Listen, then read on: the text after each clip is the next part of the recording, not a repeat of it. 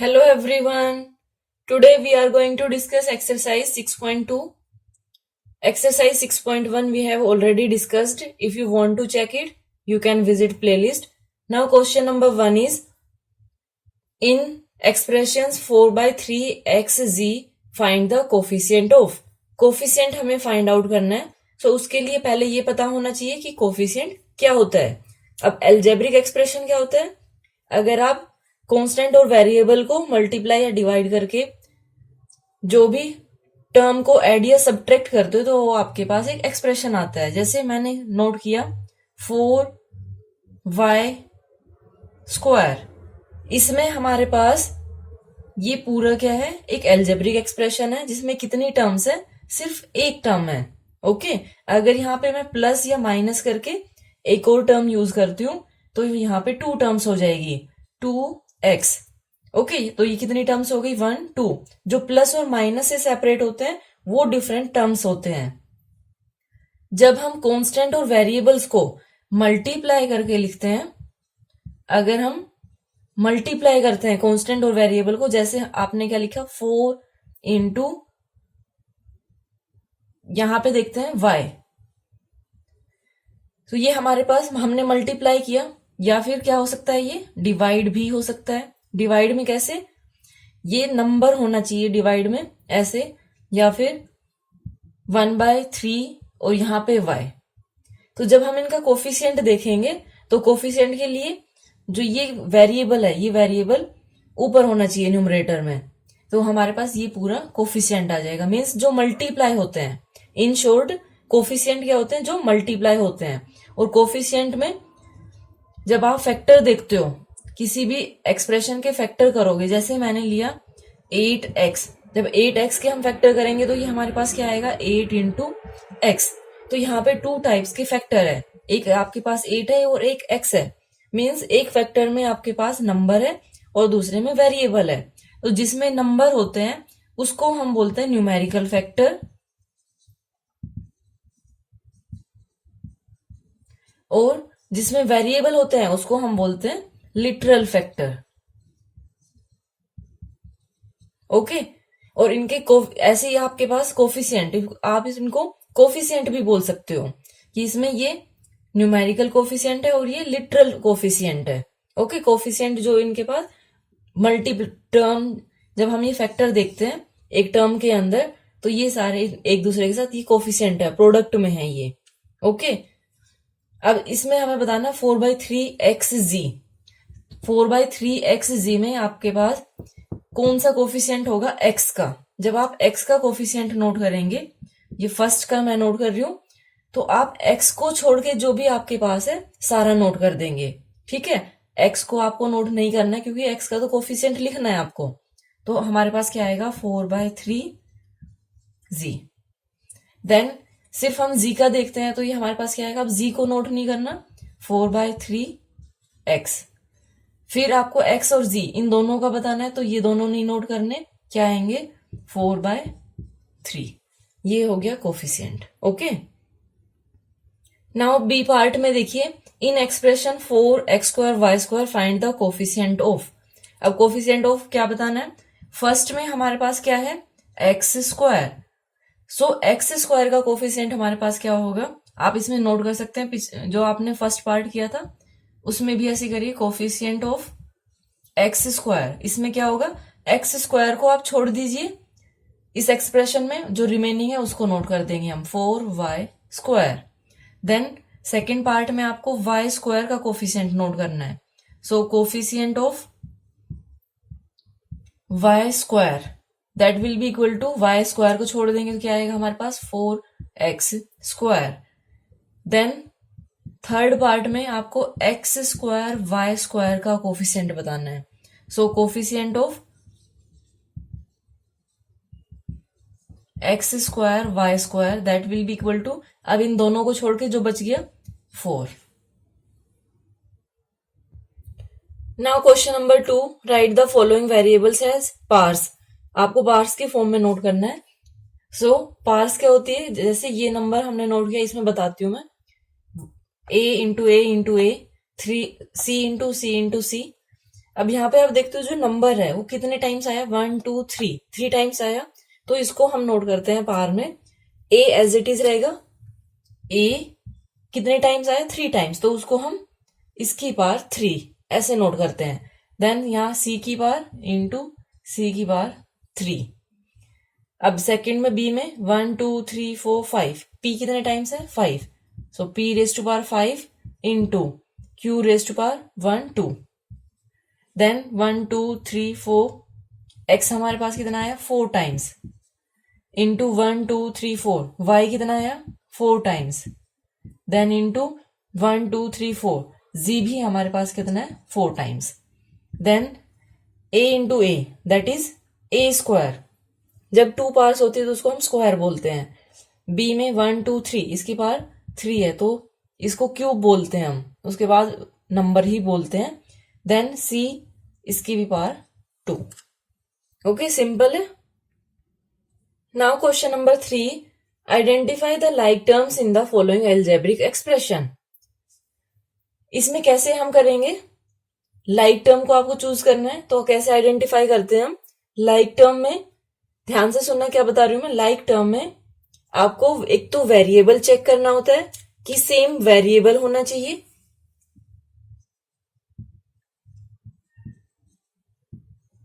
Same variable के साथ जो वेरिएबल की पावर है वो भी सेम होनी चाहिए, वेरिएबल पावर भी सेम होनी चाहिए। ये 2 चीज आप देखते हो उसमें, बाकी आपको कुछ नहीं चेक करना होता। एक आप देखेंगे कि वेरिएबल सेम हो जाए, अगर दोनों में एक्स वाई है तो वो लाइक टर्म होगी। अगर उसकी पावर दिखते हैं, एक में एक्स की पावर 2 है, एक में 1 है, तो वो लाइक टर्म नहीं होगी। अब इसमें एग्जाम्पल से देखते हैं। जैसे फर्स्ट में आपको लाइक टर्म नोट करना है, सो लाइक टर्म्स कौन सी होगी। अब हम देखते हैं कि एक्स वाई स्क्वायर जी, हमने ये वाली टर्म ली, एक्स वाई स्क्वायर जी। इसमें क्या है, 4 वाई स्क्वायर एक्स जी। अगर थोड़ा सा ध्यान से देखेंगे तो मल्टीप्लाई जब हम करते हैं नंबर को, अगर मैं आपको बोलती हूँ कि आप 4 इंटू 3 करिए, we will get 12। And if we multiply 3 into 4 then also we get 12। दोनों में आंसर सेम है, तो ये क्या है, एक दूसरे के साथ मल्टीप्लाई है। मल्टीप्लाई में अगर आप ऑर्डर चेंज कर देते हो एक दूसरे का तो सेम आंसर आता है, ऐसे इसमें भी सेम आएगा। अब आपको देखना है, यहाँ पे एक्स है, यहाँ भी एक्स है, यहाँ पे y की पावर 2 है, यहाँ भी y की पावर 2 है, इधर ये z है तो यहाँ भी ये z है, मीन्स ये लाइक टर्म है, 4 वाई स्क्वायर एक्स जी। देन इसमें देखिए बाहर माइनस है, कोई फर्क नहीं पड़ेगा माइनस है तो, क्योंकि हमें साइन तो देखना ही नहीं है, हमें सिर्फ पावर और वेरिएबल देखने हैं। यहाँ पे x है, यहाँ पे x है, यहाँ भी x है, यहाँ पे x की पावर 2 है, यहाँ पे कितनी है, 3 है, तो ये लाइक टर्म नहीं है, आप ये वाला नोट नहीं करेंगे। फिर नेक्स्ट देखते हैं, -5 x, यहाँ भी x है, x square sorry y square, यहाँ भी वाई स्क्वायर है, जी, तो ये क्या है, लाइक टर्म है।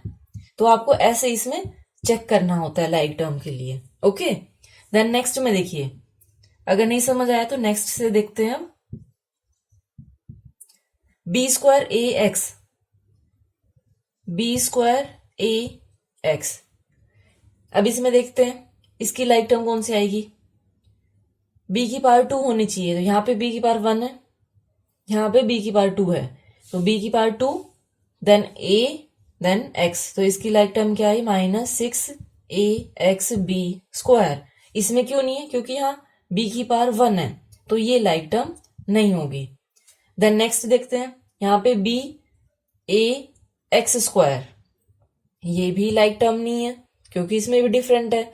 Then x a b square, x a b square, ये भी लाइक टर्म है। Then 2l m square n cube, 2l m square n cube.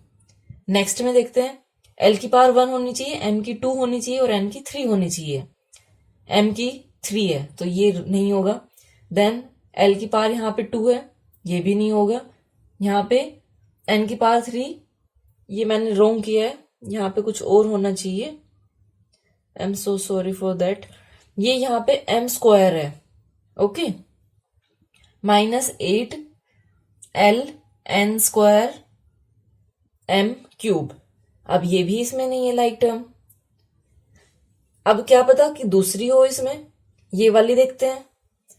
-4l m cube n square l, यानी यहाँ पे l की power 1 है, यहाँ पे n की पावर 2 है और इधर m की पावर 3 है। ये इसके ये भी नहीं है, ये दोनों भी लाइक नहीं है। और अब इन दोनों को देखते हैं तो ये भी लाइक नहीं है, इसमें सारी डिफरेंट है। इसमें जब हम चेक करेंगे तो ये -8 n क्यूब m स्क्वायर और ये l, तो ये लाइक टर्म है इसमें। -8 n cube n square l। अब इसमें एक चीज और ध्यान रखिए आप कि कई बार क्या होता है, ये दोनों टर्म भी हो सकता है लाइक हो, तो वो भी हमें चेक करना होता है। ये हम चेक करते हैं, यहाँ पे m की पावर 3 है, यहाँ पे m की पावर 2 है, तो ये दोनों लाइक नहीं है। देन डी पार्ट में देखते हैं x y z स्क्वायर। अब दूसरी देखते हैं, यहाँ पे x स्क्वायर आ गया तो ये वाली हमारे पास नहीं होगी। देन यहाँ पे देखते हैं, यहाँ पे x स्क्वायर है, ये भी नहीं होगी। देन ये -4xyz स्क्वायर, ये दोनों हमारे पास इसमें लाइक टर्म्स है। ओके, और अपनी मर्जी से क्वेश्चन नोट करके और फिर उसमें करके देखना, आपको और अच्छे से समझ आएगा। Now question number 4, identify the monomials, binomials and trinomials in the following. हमें मोनोमियल, बाइनोमियल और ट्राइनोमियल इसमें आइडेंटिफाई करना है। सो इसके लिए आपको पता होना चाहिए कि मोनोमियल क्या होता है, बाइनोमियल और ट्राइनोमियल। मोनोमियल होता है जिसमें सिर्फ वन टर्म हो, ओके, जिसमें सिंगल टर्म हो। बाइनोमियल होता है जिसमें 2 टर्म्स हो, और ट्राइनोमियल होता है जिसमें 3 टर्म्स हो। अब इसमें देखते हैं 1 2 3, जहां प्लस और माइनस होगा वहां पे एक टर्म सेपरेट होगी। 1 2 3, यहां पे कितनी टर्म्स है, 3 टर्म्स, तो 3 टर्म्स में ये क्या होगा हमारे पास, trinomial. Then 6x square y cube, ये आपके पास सिर्फ एक सिंगल टर्म है, तो ये मोनोमियल है। देन 1 2, 2 टर्म्स है तो क्या होगा इसमें, बायनोमियल। 1 2 3, 3 टर्म्स है तो क्या होगा, ट्राइनोमियल। जहां प्लस और माइनस होगा वहीं सेपरेट होती है terms. Now question number 5, evaluate the following. Evaluate हमें करना है, तो इसमें फर्स्ट पार्ट देखिए, 2x plus y plus 4, 4x equal to 6 and y equal to 4। यहाँ पे हम वैल्यू पुट करेंगे जो हमें ये गिवन है। यहाँ पे नोट करते हैं हम, putting value of x equal to 6 and y equal to 4। ये हमारे पास क्या आएगा फिर, देन वी गेट 2, जो x इक्वल टू 6 है वहां पे आपको 6 नोट करना है। अब ये क्या आएगा, 2 और x के बीच में क्या साइन है, आप बोलोगे कोई साइन नहीं है, तो यहाँ पे मल्टीप्लाई साइन है, ओके, क्योंकि ये कोफिशिएंट है। तो 2 इंटू 6 प्लस y, ये सिंगल है तो 4 प्लस 4, ये हमारे पास क्या है, 6 2 जा 12 plus 4 plus 4, that is equal to 20। Then b part में देखिए, यहां पे आपको वैल्यू पुट करनी है, putting value of x and y, we gate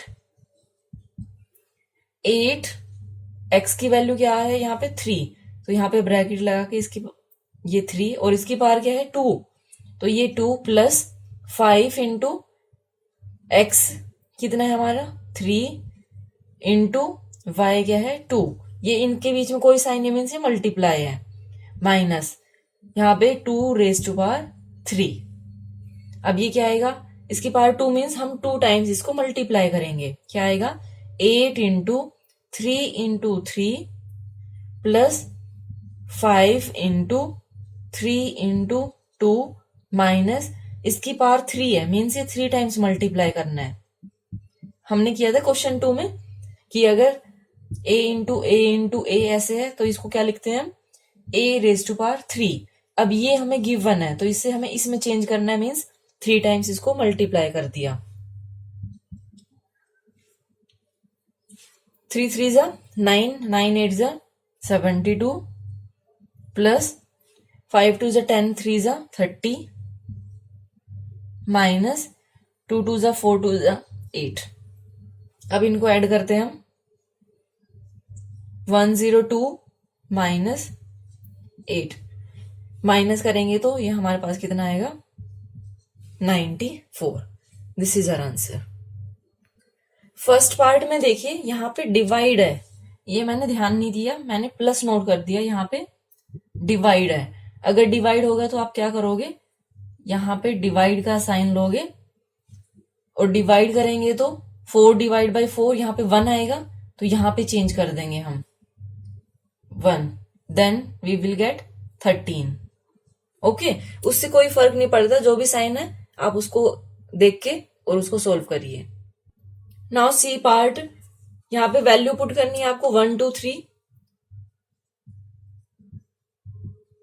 putting values of A, B and C, we get, A की जगह आपको 1 पुट करना है, 3 इंटू 1 इंटू B की जगह 2, C की जगह 3 माइनस 3, 3 2 जा 6, 6 3 जा 18, क्या आएगा minus 18 minus 3, that is equal to minus 21। अगर सेम साइन होते हैं दोनों या तो प्लस हो दोनों या माइनस हो तो हम नंबर्स को ऐड करते हैं और जो सामने साइन होता है वो साइन पुट करते हैं हम इसमें। ओके, देन डी पार्ट देखिए, डी पार्ट में 9x² plus 3x divide by 2 plus 4x equal to 5। So first we will put values, putting values of, value of, सिर्फ इसमें 1 वेरिएबल है, of x we get 9 into 5 square plus 3 into 5 divide by 2 plus 4। अब देखिए यहाँ बीच में divide आ गया तो आपको कौन सा बोर्ड मास वाला फॉर्मूला पता होना चाहिए। 9 इंटू 5 इंटू 5, ये 2 टाइम्स मल्टीप्लाई किया, प्लस 5 3 जा 15 divide by 2 plus 4। 15 divide by 2, 15 divide by 2 को आप कैसे नोट कर सकते हो, इसको करते हैं 5 5 जा 25, 9 जा 2 25 प्लस 15 बाय 2, इसको ऐसे नोट कर सकते हैं प्लस 4, क्योंकि ये डिवाइड नहीं हो रहा, ये डिविजिबल नहीं है 15, सो ऐसे नोट किया। अब आपको एलसीएम लेना होगा इनका, सो एलसीएम लेंगे तो ये हमारे पास क्या आएगा, एलसीएम 2, देन 1 से डिवाइड किया 2 को, 2 इंटू 225 प्लस 2 को 2 से डिवाइड किया तो 1 इंटू 15 प्लस 2 को डिवाइड किया 1 से, 1 इंटू 4, इसको करेंगे मल्टीप्लाई तो ये हमारे पास आएगा 450 plus 15 plus 4 divide by 2, 9 then 6 4 divide by 2। This is our answer. Okay, अगर आप इसको मिक्स्ड फ्रैक्शन में चेंज करना चाहते हो तो मिक्स्ड फ्रैक्शन में भी चेंज कर सकते हो।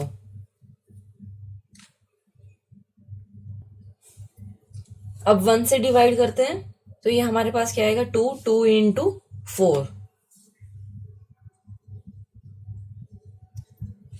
225 इंटू 2 करेंगे तो 450 प्लस 15 प्लस 8 डिवाइड बाय 2,